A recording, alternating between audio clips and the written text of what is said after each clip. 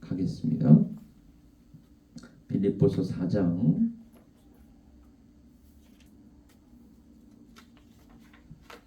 4절에서 13절입니다. 빌립보서 4장 4절에서 13절 말씀을 교독하시다가 마지막 한 구절은 합독하도록 하시겠습니다. 빌립보서 4장 4절에서 13절 말씀입니다. 다 찾으신 줄 믿고 제가 먼저 봉독하겠습니다. 주 안에서 항상 기뻐하라. 내가 다시 말하노니 기뻐하라. 모든 사람에게 알게 하라. 주께서 가까우시니라. 아무것도 염려하지 말고 다만 모든 일에 기도와 간구로 너희 구할 것을 감사함으로 하나님께 아뢰라. 하나님의 평강이 그리스도 예수 안에서 너희 마음과 생각을 지키시리라. 끝으로 형제들아, 무엇이든지 참되며 무엇이든지 경건하며 무엇이든지 옳으며 무엇이든지 정결하며 무엇이든지 사랑받을 만하며 무엇이든지 칭찬받을 만하며 무슨 덕이 있든지 무슨 기림이 있든지 이것들을 생각하라. 내게 배우고 받고 듣고 본 바를 행하라. 그리하면 평강의 하나님이 너희와 함께 계시리라. 내가 주 안에서 크게 기뻐함은 너희가 나를 생각하던 것이 이제 다시 싹이 남이니 너희가 또한 이를 위하여 생각은 하였으나 기회가 없었느니라. 내가 궁핍함으로 말하는 것이 아니니라. 어떠한 형편에든지 나는 자족하기를 배웠노니 나는 비천에 처할 줄도 알고 풍부에 처할 줄도 알아. 모든 일 곧 배부름과 배고픔과 풍부와 궁핍에도 처할 줄 아는 일체의 비결을 배웠노라. 우리 다 같이요. 내게 능력 주시는 자 안에서 내가 모든 것을 할 수 있느니라. 아멘. 우리 지난주에 이어서 내게 기쁨 주시는 자 안에서 내가 항상 기뻐할 수 있느니라 라는 제목으로 두 번째 시간 함께 나눌 텐데, 내게 능력 주시는 자 안에서 내가 모든 것을 할 수 있느니라가 원래의 그 성경 구절 아니겠습니까? 그런데 이 말을 제가 문맥에 맞게 패러프레이즈 바꾸어서 여러분들과 지금 나누고 있습니다. 여기에서의 능력이란 다른 능력이 아닙니다. 우리가 항상 기뻐할 수 있는 능력입니다. 어떠한 상황에 처해 있든지,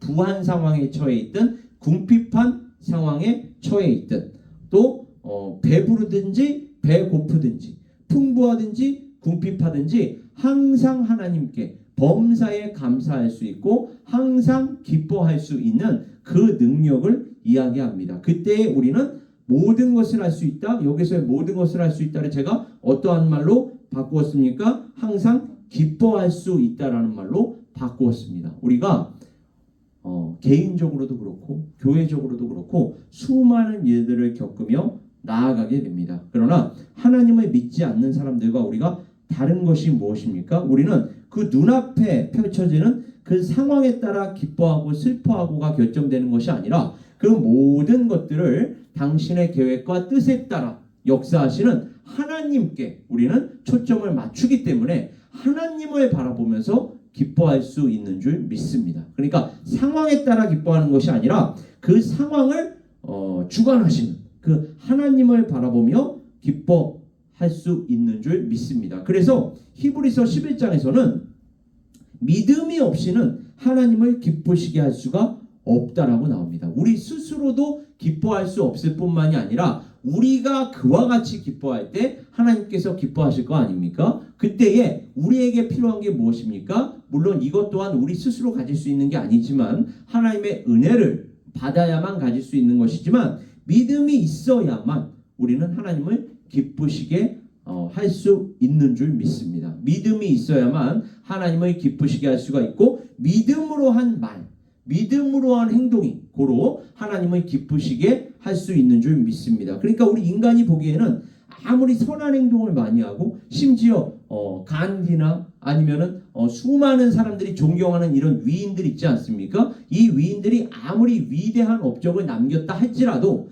하나님께 대한 믿음이 없으면 그건 성경에 따르면 하나님을 기쁘시게 할 수 있는 것이 아닌 것입니다. 다만 인간이 보기에는 아무리 사소하고 작은 일이라 할지라도 하나님께 대한 믿음으로 우리가 말하고 행동했다면, 나아갔다면 그것을 하나님께 영광을 돌리는 것인 줄 믿습니다. 하나님을 기쁘시게 할 수 있는 것인 줄 믿습니다. 그래서 믿음이 없이는 하나님을 기쁘시게 할 수가 없다. 그래서 하나님께 나아가는 자는 반드시 그가 계신 것과 또한 그가 자기를 찾는 자들에게 상을 주신대요. 이 상을 주신다라는 것은 여러 가지 의미가 있겠죠. 첫 번째로는 구원 또는 영원한 생명을 의미하기도 합니다. 그리고 그거 너머로 저 하나님의 나라에 가면 이 땅 위에서 생각하는 그런 상이 아닙니다. 우리가 한국 사람들은 특히 남들이 상 타면 겉으로는 함께 축하해 주는 척하지만 속으로는 사촌이 땅을 사도 배가 아파합니다. 그러니까 그런 종류의 상을 얘기하는 게 아니에요. 저 하나님의 나라에 가면 누군가가 상을 받았을 때 함께 기뻐할 수 있는 종류의 상이란 말이죠. 왜요? 하나님의 나라에서도 우리가 비교질 하겠습니까? 하나님의 나라에서도 서로가 서로를 우리가 그렇게 비교의 대상으로 삼고 경쟁의 대상으로 삼겠습니까? 그럴 수가 없단 말이죠. 우리가 거기에 가면 항상 기뻐하고 범사에 감사하되 함께 감사하고 함께 기뻐할 수 있는 그런 나라, 그러한 하나님의 나라로 간단 말이죠. 그래서 거기에서의 받는 상, 우리가 지금 이 세상을 살아가면서 온전히 이해할 수 없고 온전히 헤아릴 수 없지만 하나님께서 주시는 그 상급을 바라보며 가는 것입니다. 그렇게 우리는 하나님을 기뻐할 수 있고 하나님께서도 우리를 기뻐 받으시는 줄 믿습니다. 그래서 예수 그리스도 안에서 구원을 받은 자들은 1차적인 상이죠. 이게 구원, 영원한 생명, 사실은 가장 큰 상이에요. 이 큰 상을 받은 자들은 그 하나님의 은혜가 너무나도 감격스럽고 감사해서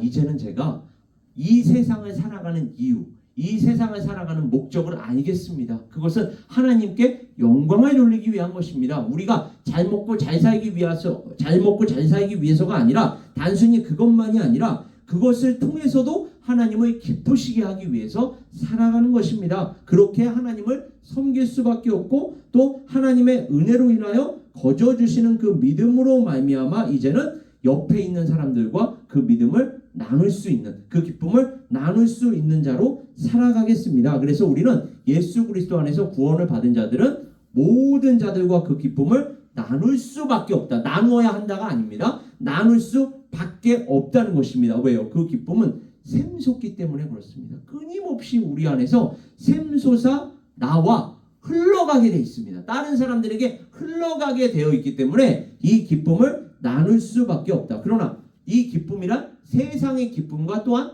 다르다. 이 세상 사람들은 어디에서 기쁨을 찾습니까? 대부분 보면 돈입니다.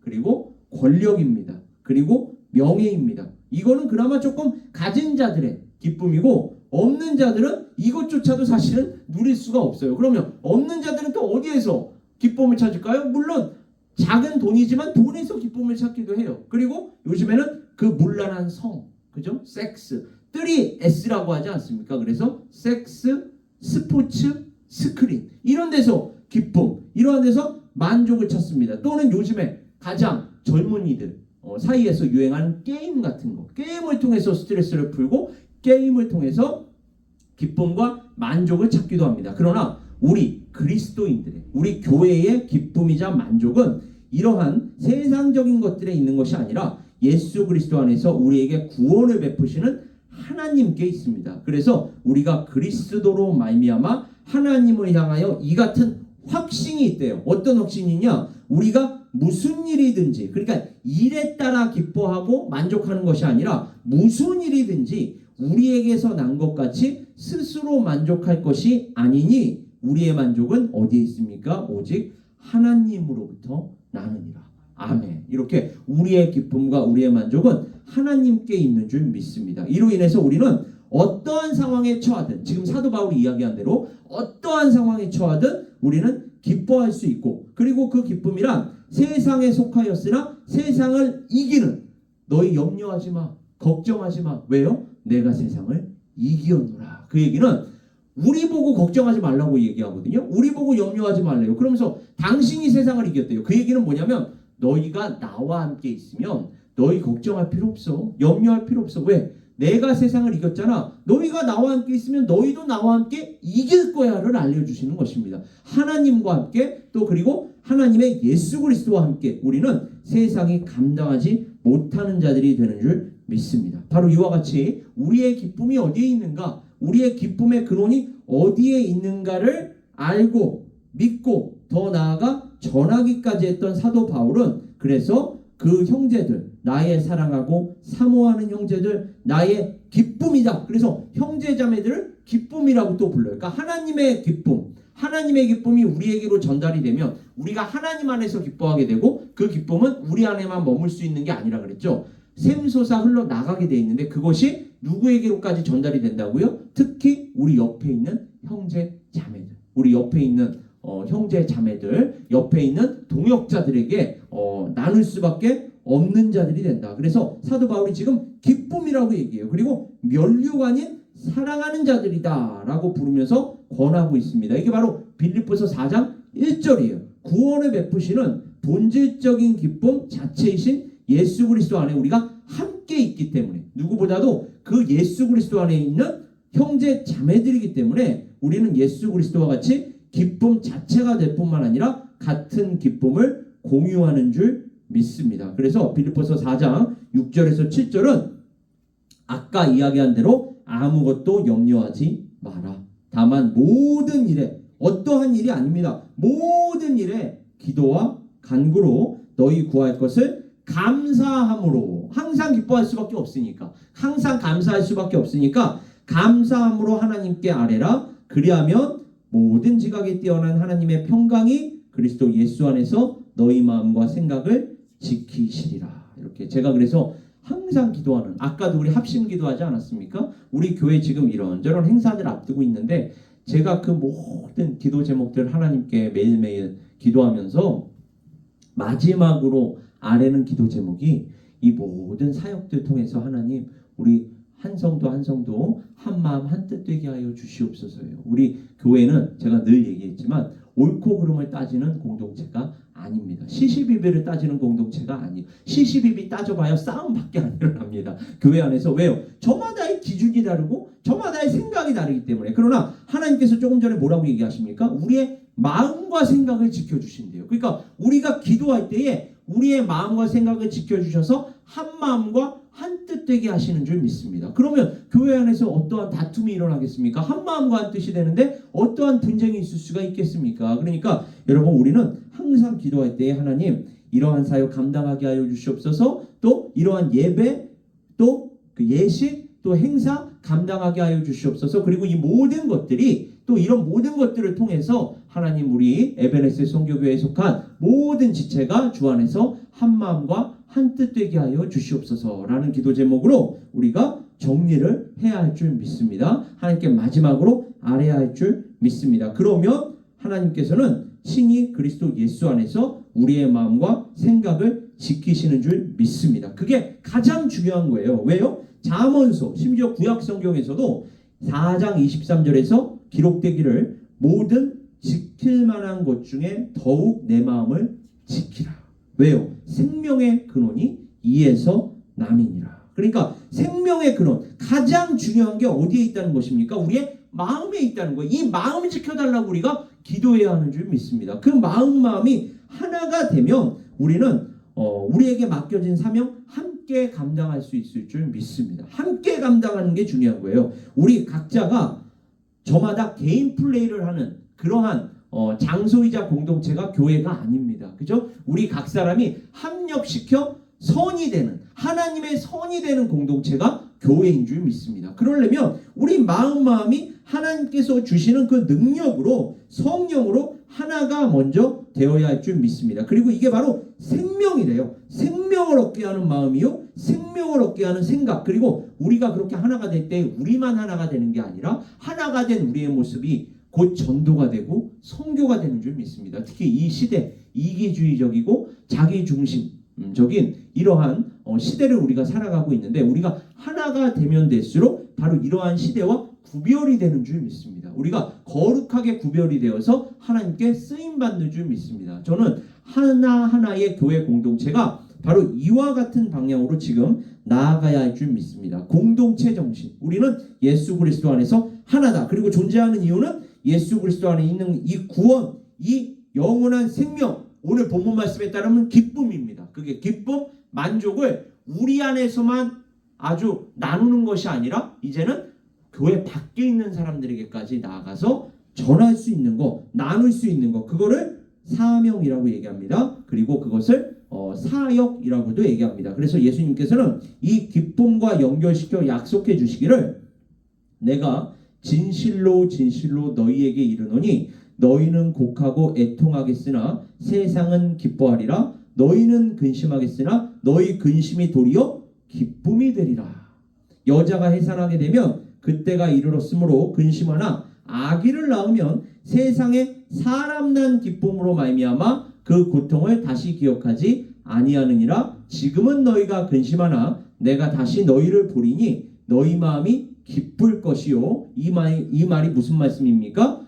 부활하신다는 거예요. 생명을 주신다는 것입니다. 그러니까 우리 기쁨이 어디에 지금 근거를 두고 있고 또 어떤 기쁨을 나눠야 한다는 것입니까? 예수 그리스도 안에 있는 구원, 예수 그리스도 안에 있는 영원한 생명, 그리고 예수 그리스도 안에 있는 새 생명, 그 부활의 기쁜 소식. 우리 조금 있으면 성탄절인데 성탄절은 사실은 무엇이 전제되어 있는 성탄절입니까? 십자가가 전제되어 있는 성탄절이고 그 십자가는 또 무엇이 전제되어 있는 십자가요? 부활이 전제되어 있는 십자가입니다. 그러니까 우리는 성탄절을 기념하면서도 십자가 순환을 함께 기념해야 하고 십자가 순환을 같이 기념하면서도 부활까지 나아가야 하는 줄 믿습니다. 이게 하나의 맥락 속에서 큰 그림 속에서 성탄절과 십자가의 순환과 그러니까 고난주간이죠. 고난주간과 십자가에서의 죽음 그러니까 성금요일 굿 프라이데이 그리고 그 주일에 있을 우리 이스터 선데이까지 이 전체가 다 하나로 보일 때의 기쁨이 되는 것입니다. 이게 하나로 안 보이면 기쁨이 아니라 자꾸 슬퍼지게 돼요. 우울해지게 돼요. 예수님도 돌아가셨기 때문에 그렇습니다. 십자가 위에서 물론 우리를 위한 대리적이고도 대속적인 죽음이지만 그 죽음은 부활을 전제로 한 죽음이기에 기쁨이 될 수 있다. 그리고 우리 또한 그와 같은 부활을 누릴 것이다. 따라서 우리에게는 기쁨이 충만할 수밖에 없다. 지금까지는 너희가 내 이름으로 아무것도 구하지 아니하였으나 구하라 그리하면 받으리니 너희 기쁨이 충만하리라. 우리의 기쁨이 바로 이와 같이 충만할 뿐만 아니라 충만한 기쁨을 나눌 수 있는 줄 믿습니다. 바로 이것이 나눈다라는 것이 아까도 제가 말씀드렸지만 오늘의 마지막 포인트 사명이자 사역으로 연결이 됩니다. 기쁨이 있으면 우리는 이러한 것들을 나누게 되어 있다. 나눌 때에 무엇을 나누는 것입니까? 기쁨이라는 건 너무 추상적이잖아요. 추상적인 거를 나누자라고 하면은 뭔가 애매모호한 측면이 있지 않습니까? 이 기쁨의 근원 예수 그리스도인데 예수 그리스도의 뭐요? 복음을 나눠야 할 줄 믿습니다. 복음 사역을 나누게 되면 복음을 받은 자들은 그 복음으로 인하여 뭐가 생기게 돼 있습니까? 기쁨이 생기게 되어 있기 때문입니다. 그래서 예수님께서는 우리가 이 복음 사역 감당하러 나갈 때에 하늘과 땅의 모든 권세를 내게 주셨으니 어떻게 이것을 확증할 수 있죠? 부활하셨으니까. 부활하신 분이기 때문에 하늘과 땅의 모든 권세가 지금 예수 그리스도께 있는 줄 믿습니다. 그래서 그러므로 너희는 가서 모든 민족을 제자로 삼아 아버지와 아들과 성령의 이름으로 침례를 베풀고 내가 너희에게 본보한 모든 것을 가르쳐 지키게 하라. 볼지어다 내가 세상 끝날까지 너희와 항상 함께 있으리라. 이건 바로 여호수아서에서 가나안 땅을 정복하겠다. 그러니까 가나안 땅의 정복이 바로 예수 그리스도의 지상 대사명으로 승화되면서 발전되면서 오늘날 우리는 가나안 전쟁을 치루었던 이스라엘 민족과 같이 영적 전쟁을 치르는 게 아니라 그와 같이 사명을 감당하는 게 아니라 복음으로 예수 그리스도의 마음으로 예수 그리스도의 인격으로 예수 그리스도의 말과 행동으로 이러한 영적 전쟁을 감당해야 할 줄 믿습니다. 그럼 우리도 기쁘고 그 말씀을 그 복음을 받는 자들도 함께 기뻐하는 줄 믿습니다. 그래서 아직 세상에 속한 사람들에게 우리가 예수 그리스도를 증언해야 하는데 이제는 그 예수 그리스도 안에서 그들로도 구원을 얻게 하고 세상을 이기고 또 약속하신 하나님의 나라를 그들 또한 상속받게 하는 것입니다. 하나님의 나라를 받은 자가 어찌 기뻐하지 않을 수가 있겠습니까? 이것 또한 역시나 초대교회에서부터 계속해서 그리스도인들이 교회가 나누었던 사명인 줄 믿습니다. 그러나 불행히도 오늘날 이 시대가 자꾸만 눈에 보이는 것들만을 쫓아요.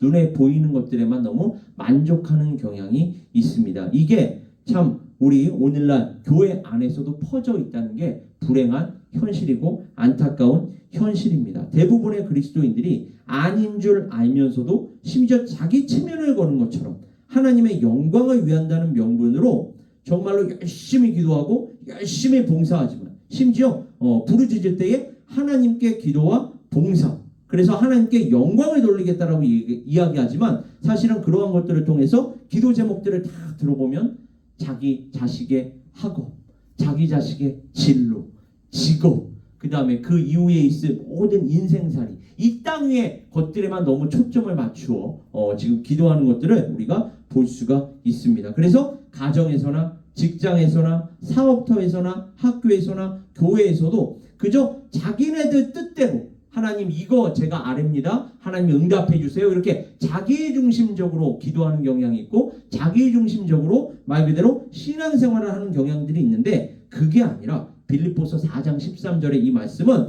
하나님께서 어떠한 상황에 처해 있든지 우리가 감사할 수 있게 하고 기도할 수 있게 해 주신다는 거 아닙니까? 그러니까 하나님께 초점을 맞춰야 되는데 하나님의 이름을 부르면서 우리는 이 땅의 것들에 초점을 맞추는 이 참 안타깝고 불행한 현실들을 우리가 목도하게 됩니다. 우리는 이러한 현실을 극복해야 할 뿐만 아니라 이러한 기도 제목으로 또 신앙생활하는 분들이 있다면 말씀으로 가르치고 또 전해야 할 줄 믿습니다. 그래서 교회 안에 뭐가 필요한 거예요? 양육이 필요한 거예요. 그래서 교육이 필요한 것입니다. 그렇게 우리가 말씀으로 예수 그리스도 그 복음 안에서 또 예수 그리스도 안에서 그들이 자라가게 해야 할 줄 믿습니다. 이것 또한 우리가 감당해야 하는 사명이자 사역입니다. 그래서 자기 중심적인 사람들이 예수 그리스도 중심적인 사람들이 되고 하나님 중심적인 사람들이 되면 손해보는 것 같지만 세상의 논리대로 하면 절대로 손해가 아닌 게 오히려 그때의